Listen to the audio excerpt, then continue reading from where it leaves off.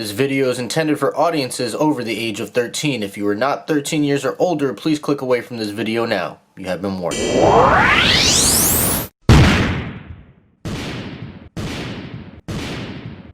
What's going on, you guys? It's your man James, aka JP, back again with another toy room review, and today we're taking a look at the brand new Neca Back to the Future Ultimate Marty McFly Tales from Space. Now, this particular version of this figure is a Target exclusive, so while you can get all the other Back to the Future figures elsewhere, this particular one you can only find at Target. And if you guys are new here, make sure you guys subscribe and also have that notification bell clicked on, because we've taken a look at all the other Back to the Future figures from this wave, except for Biff. He's coming up in the next video. But yeah, make sure you guys subscribe so you can stay up to date with all the Back to the Future NECA videos that I've dropped already, and I'll have a playlist at the end of the video for you guys to click on. So let's go ahead and jump into the packaging for this guy. So right off the bat, I am a little disappointed on the packaging. So while the details are very nice, I feel like this image here is just very washed out and very dull. And just for reference, I have a replica of this actual comic book right here, so you can see right here as we put them side by side, just the difference. I feel like this is just way higher quality, way higher resolution, and the colors just pop way more. I just feel like this NECA version is very washed out and dull, so I'm not a big fan of that. Not sure why it's such a low res image right there, and this was something that somebody made on Etsy, so I'm not sure why this just looks so washed out and dull. But other than that, I do like the reference. I feel like it's not necessarily a deep cut, but it's not something that other toy companies would think to do when making this particular figure, so that is really cool. I love the packaging right there on the front. You can see the Back to the Future 35 logo right there, and the Tales from Space. I love how it's supposed to look like it is a comic book, so that's really cool. Coming to the side is going to be the exact same thing that we've seen with all the other ones. So you see Ultimate Marty McFly, you got the DeLorean right there, Back to the Future, and some of the timestamps right there. And then coming to the back, you do get a little read up and some product shots right here, and you can see all the other figures from this wave, which we've taken a look at. All of these guys right here. Like I said, Biff is in the next video, so make sure you stay tuned for that. On the side, you have that right there, and then on the top is going to be the exact same thing. So let's go ahead and crack this open. So taking a look right here, man, this is hilarious. So it's the shot of Marty when he's in the room, right about to wake up his dad with the video player and all that. I know with licensing reasons, they couldn't actually put the name on here, but it would have been nice if they actually titled the name of this figure Darth Vader from that scene from the movie. That would have just set it over the top and just been hilarious. But taking a look right here, you get that product shot right there, and then if you look right over here, you got all the figures and the accessories and everything like that. I'm trying to see what's in the background, but I can't really make yeah, I can't really make out what's behind here, but we'll take a look at once we get the figure out. So that is pretty much it for the packaging. So let's go ahead and get this out of the packaging and take a closer detail look. Alright, you guys, and here is the Ultimate Marty McFly Tales from Space figure, aka Darth Vader, out of the packaging with all of the accessories. So let's go ahead and take a look at some of the accessories that he comes with, because while it looks like he may come with a ton of accessories, in theory he really doesn't, and I'll explain why in a second. But let's go ahead and get started. First off, we'll start here with the blow dryer. So of course, this is that famous blow dryer that he used on his dad in the past as Darth Vader, and it looks very nice. I mean, all the sculpting, especially right here on like the vent section, looks very nice. And then coming down here, you have this cord, which is like a soft rubber material, almost. It's so weird because I've never seen something this thin on a figure before. I mean, it is like incredibly thin. It feels like if I pull too hard or if I just do anything to it, that it's gonna like disintegrate. It's like that thin. Really cool feature is they even included the little plug for the outlet right here. That is very nice attention to detail. I like the metallic paint on there. Let's see if we can get a zoomed in image, because it is very small, but the details are there, and the camera's probably gonna go out of focus now. Let's see if we can get it. There we go. Oh, alright, so barely getting it in focus, but you guys can see, I mean, that's just very awesome attention to detail. And again, here is, oh, where to go? Here is a close-up shot of the blow dryer. It looks very cool. So moving on from that, we also have the cassette tape, the cassette player, I should say, right here. And again, this is another very small piece. I like the metallic paint on there. It even has a little bit of glitter in that silver, which is very cool. And then again, coming to this wire piece, this wire feels even more delicate and even more thin than the one on the hairdryer. The one on the hairdryer feels a lot thicker. I mean, this is just incredibly thin. Like, it's not really doing it justice on camera, just how thin it actually is. But I mean, it is one of the thinnest pieces I've ever seen on a figure in my life. And then moving on from that, that comes on to the headphone piece, which is made out of that same exact material as the wires. So these headphones feel really delicate, and I just mean like super thin. So be very careful with these. Don't pull it or overextend it or stretch it, because I will feel like it will snap.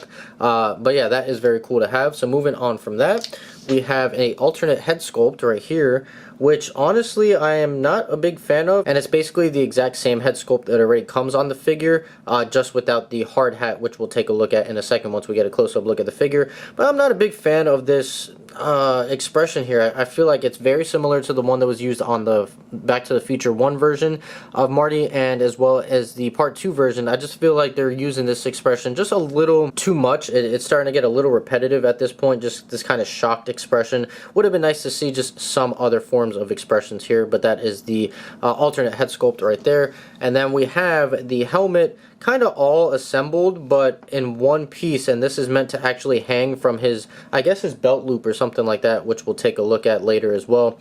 But I mean, it looks very nice. It does look a little weird just coming to this point right here, but all the sculpt work and paint work is actually very nice on here. So that is that. Now these pieces right here, these are 4 different pieces, but they're all part of the same piece, and these are all part of the hood that he wears. So this is like the back portion right here, and you can see the kind of indents right in there for the hard hat that he's wearing. So this kind of just slides over it and come into the back. I mean, the sculpt work is just phenomenal with all the wrinkles and little pockets and everything sculpted in there. So it looks very nice. It is a softer pliable material around the ends, and then as we get to the center here, it's a nice sturdy firm plastic. And then we have the actual like hooded piece right here, which like kind of slides over this piece in a way. It's incredibly frustrating, but I'll show you guys a little later on how all this functions and works. But again, this is a softer piece all the way around, but it looks very nice. Again, those wrinkles are just amazing. Paintwork is nice as well. I like how they painted it where it almost looks like it has a little bit of texture going on to it, which is very cool. But yeah, so soft piece all the way around. Very nice there. And then you have these 2 pieces right here, which again, painted very nicely, sculpted very nicely. I like the metallic hits right there for like the little button pieces.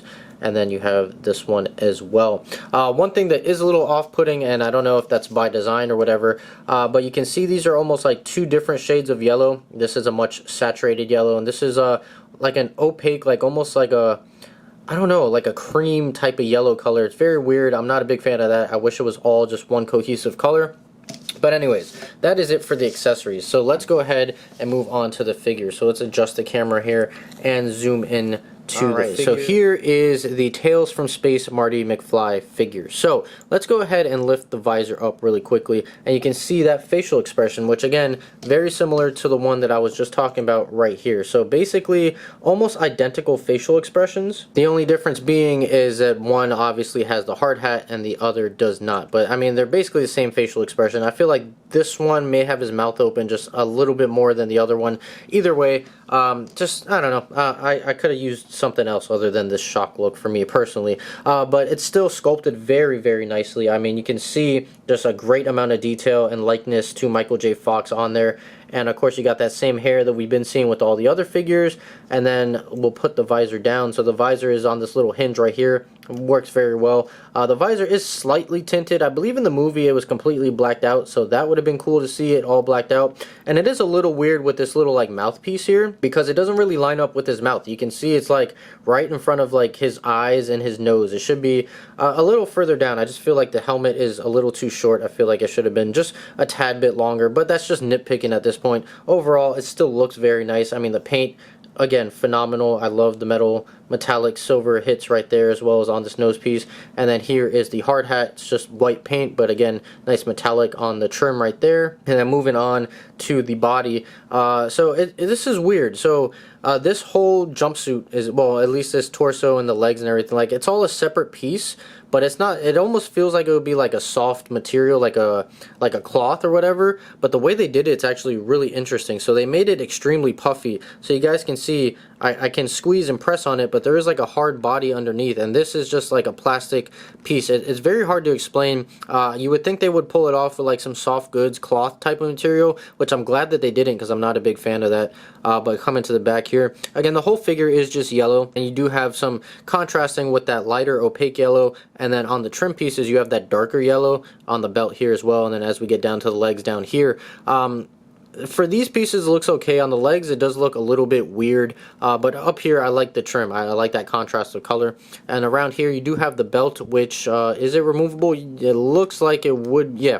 So there's a little peg right here that you can peg and take the belt off if you wanted to. I'm not going to, so we're just gonna port that right back in here. Alright, there we go. I do highly recommend, if you don't want to take this belt off, don't mess with it. It was kind of a pain to put it back in place, but eventually I got it back in place. Anyways, moving on to the rest of the figure. Obviously, like I mentioned before, great sculpt work, wrinkles all throughout, metallic paint right here for the zipper, nice attention to detail there. And then of course you have the hands with the gloves done in orange, and you have like the nuclear logo right there. This hand is obviously for holding the hair dryer, and this side obviously is sculpted for the cassette player right there. Moving down to the legs, again, great detail. And again, this yellow piece just looks a little odd right down here, how it just suddenly changes colors from this lighter yellow to this darker yellow. But again, nice hits of orange right there, baggy pants. And of course, same shoes we saw here on the 1985 version of Marty, with the Nikes that are not Nikes because of licensing reasons. So instead of a Nike check, you just have a red stripe. But again, same exact shoes. They are nice and worn out and yellowed and kind of dirty looking, which I do like. That is great detail here. So alright, over to this hood piece. So again, really 3 pieces, depends which setup you want to go for. So I'm going to show you the one setup. If you want to display him with the visor up, that's what this piece is for. So you will see this little like indentation right here, this little groove right along there. That is to line it up with this right here. So let me see if I can get that going right here. So we're just gonna, let me adjust the camera so you guys can see it. This is such a pain to do, but let's see if we can get it. There we go. Okay, so if you wanted to have him with the visor up and obviously like the back part of the hood on, which I'm not going to show right this second because it's a pain, but that's what this one piece is for. So you can have the visor up and still have the bottom flap look like it's dangling down. Or if you want to use the other display option, which a majority of you are going to for the specific figure, you see these indentations here. This is for the hard hat and the back of the hard hat. So you're going to want to kind of like slip this on like so and line it up with the grooves that it has. So now you have the back piece. Now you're going to want that top piece to go over that, so you kind of have to like slide it forward, stretch these side pieces out, and kind of slide it forward into this front piece of the visor right here, and then kind of just like work your way down with it, which again, it's such a pain to get everything lined up perfectly because you have so many moving parts. And you can kind of see like back here it doesn't always line up with these two pieces. And then of course obviously this wants to fall out, so let me get all this lined up. Hold on one second. Okay, so it's gonna be something along those lines there. And then you have this piece which has that indentation, and that's gonna go right here on the bottom of the visor. So let's go ahead and line that up. And this is going to be the hardest part right here.